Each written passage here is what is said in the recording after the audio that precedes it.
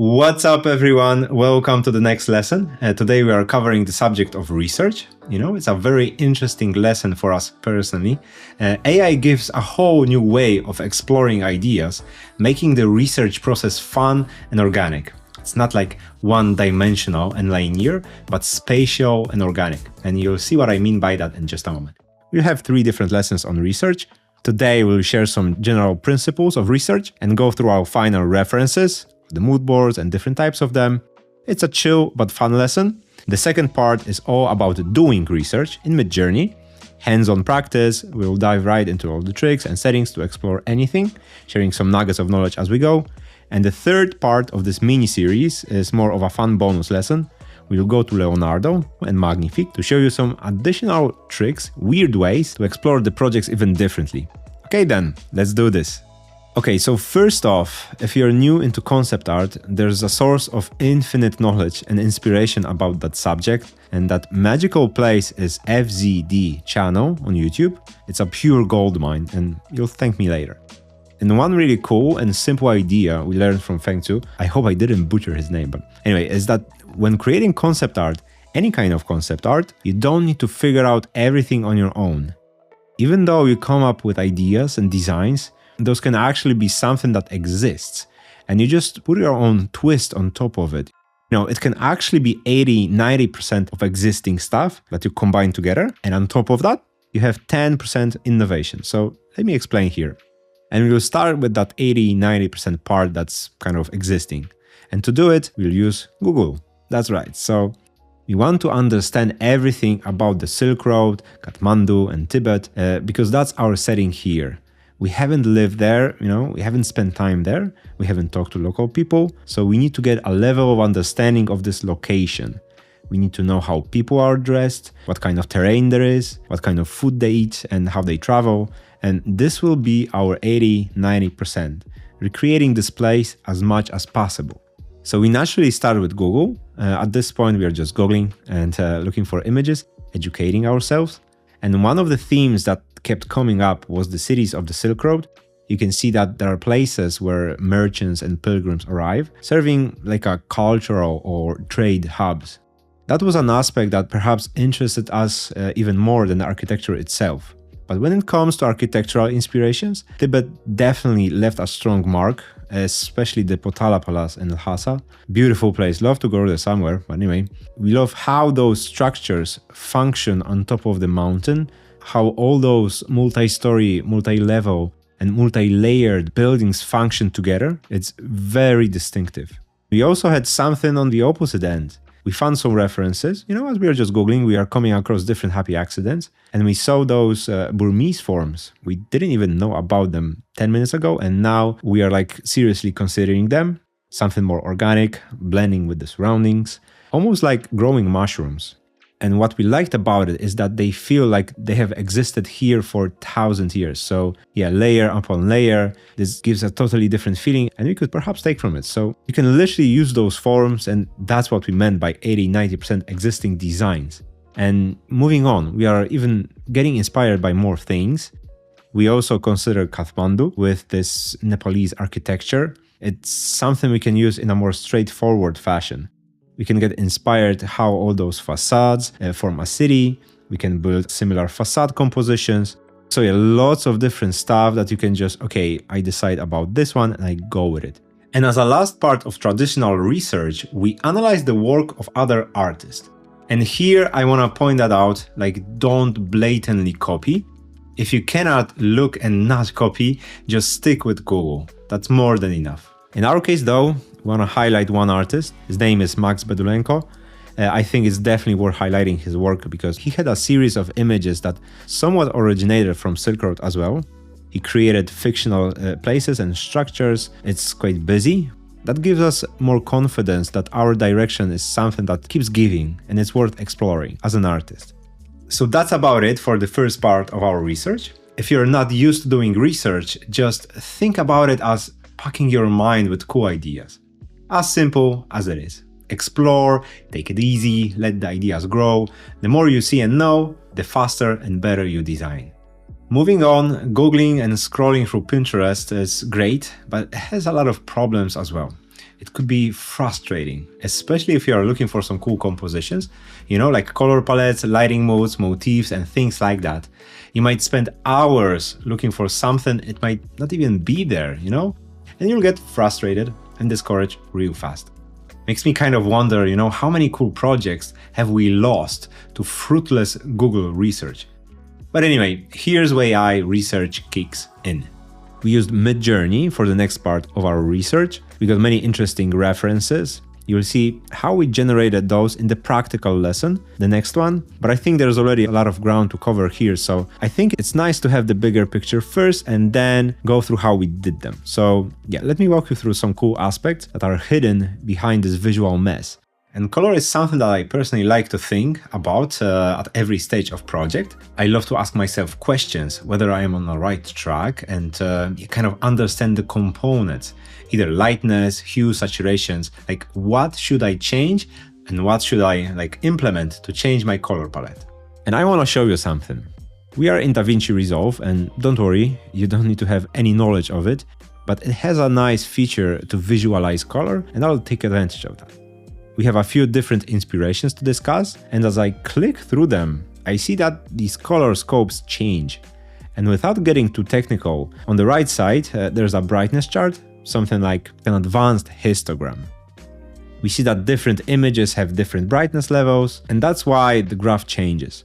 And the second graph here in the middle shows the distribution of hues. So the more blues you have, the bigger the spike will be here, around this area. In this graph, it's nice to see the distribution of colors. You can see that that image has the same amount of warm and cool colors. This image is definitely warmer, with fewer blues. And finally, we have images that are practically dominated by warm hues, from yellow to almost red. So we can go through them and decide which ones we like better. Perhaps mostly cool tones with some warm accents. And notice how the sky brightness here is around 80%. And overall brightness of this image is definitely below 50%. We talked about the tone mapping and the PureRef thing before, so that's what I'm referring to. In this inspiration, we have an equal amount of cool and warm colors. You can see that the warm colors range from red to yellow, roughly evenly distributed. And the blues also blend into like a greenish purple. And if we compare the levels of the sky, we can see that the sky may seem bright, but it's actually not that bright, it stays a little bit lower, like around 70 to 80%, so that's like our anchor for the colors. And we can investigate all the possible angles, like the wall color, the deepest shadows, all that. We can have that mental map again. So taking that into consideration, we can see that all the action plays in the lower brightness levels. Another example where we have warmer colors and just a sprinkle of cool colors. Interestingly enough, this aesthetic forces us to make the sky colors a little bit brighter, This time, the sky brightness go to about 80–90%, So it's kind of interesting that we have more warmth, the sky and the levels are brighter, but when you have cool colors, they go darker. You can investigate, you can make the mental map. Color is a big topic, but I just wanted to inspire you that you can see the colors on the graph and analyze how close or far you are from this color palette. If you have any alien colors like purple, we don't want to have purples. So this gives us a better chance of creating something aesthetically pleasing and just try something different than our eyes tell us to do. Okay, so that's about the color. You can choose and then you can stick with it. Next up, you might think that we are going for lighting mode or like a composition, but we will go for something else. Another thing we are looking for is the spatial idea. And spatial ideas are essentially an inspiration for how to build a 3D scene, how your 3D layout should look like. I think many people are not aware of this kind of research or concept in general. If you're having a scene which is like a flat surface with like a block on top of it, it's like pretty basic and you'll have basic compositions from it. But when you have like different levels, like descents, ascents, bridges, towers, it all makes your 3D scene more complex and allows you for more interesting compositions later on. So yeah, when you look at our references, you can get inspired by many different spatial ideas. For example, we can have a large market and stairs going down. We can have bridges and perhaps a second level of shops and merchants. We can have towers, maybe some roads going outside the town square. All of that contributes to more interesting spatial ideas. And again, this will make it easier to capture an interesting slice of this reality. It will make finding a cool camera angle a lot easier. So that's that. Next up, we have composition research, or in other words, how this 3D scene will translate into a 2D image. By the way, bear in mind that we are doing still the 90–80% of research at this point. We don't invent anything new. We are curating, we are choosing what we like, having a clearer and clearer vision of where we are heading. Just wanted to point that out. I think it's kind of cool to realize that this process can be very methodical. We just curate and see what we see fit. Okay, so moving on, this image is our golden reference for the composition. It has the rich spatial idea we were just talking about. We definitely want our composition to be full of life, very busy and dynamic. We will place the camera among the people in the foreground and showcase a lot of details from up close. Also, we want to open the space in the middle to showcase this marketplace. So now we have a clear visual path connecting the foreground, middle ground, and if possible, background as well. We will place some buildings or towers around the square and perhaps have some architecture or mountains looming in the background. So that's that. We will also try to avoid overcrowding the foreground, and we will try keeping a good scale and dynamism. And any architectural lines and characters should draw our attention into the marketplace. That's what we will try to capture. Yeah, and I think it sets a very good guidelines and rules for upcoming image. And yeah, perhaps, okay, last one thing I want to point out is that you can look for some cool and happy accidents. AI often hallucinates stuff, which probably makes no sense, but it can kind of spark some cool ideas in your mind. For example, we can pay attention to what's on the facades. Maybe there are some fabrics, maybe there's some wood, maybe there are some merchant cards or something like that. Keep your mind open. Those unique moments will make this world so much more unique and polished. So yeah, color, spatial ideas, composition and motifs, lots to look for, lots to curate, but when you break it down into categories, it lets you keep control over everything and not second guess as you move to production. Okay, pretty nice research at this point, but we are not done yet. You know, there's one aspect that we are missing, one pretty damn important one. You know, we are missing this 10% of innovation, you know?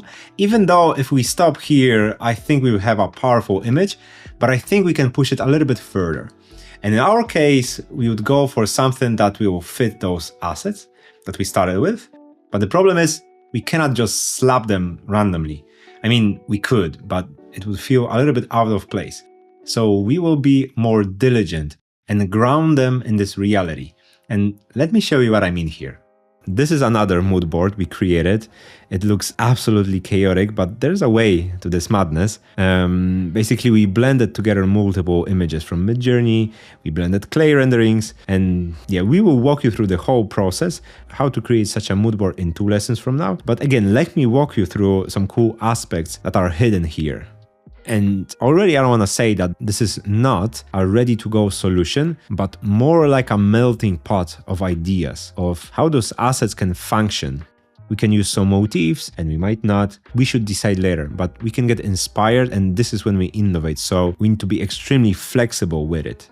So something that we can take from this inspiration is turning those assets into portals. You know, we can turn them into columns, like this works. We can paint them orange or earthy and, I don't know, maybe split the top part from the bottom, like differentiate the bottom from the upper part with color. We can also perhaps transform them into windows. We can place some cloths. There's many different possible solutions here. And the best part, we don't need to change the assets right now. We don't need to remodel them. We'll decide how to approach those assets as we model and render and as we are flexible and innovate, you know? So we can keep that in mind for the future. And that's about it. I hope you enjoy our little breakdown of our research, because there's even more research in the next lesson. Next up, we do research in practice. So yeah, see you there.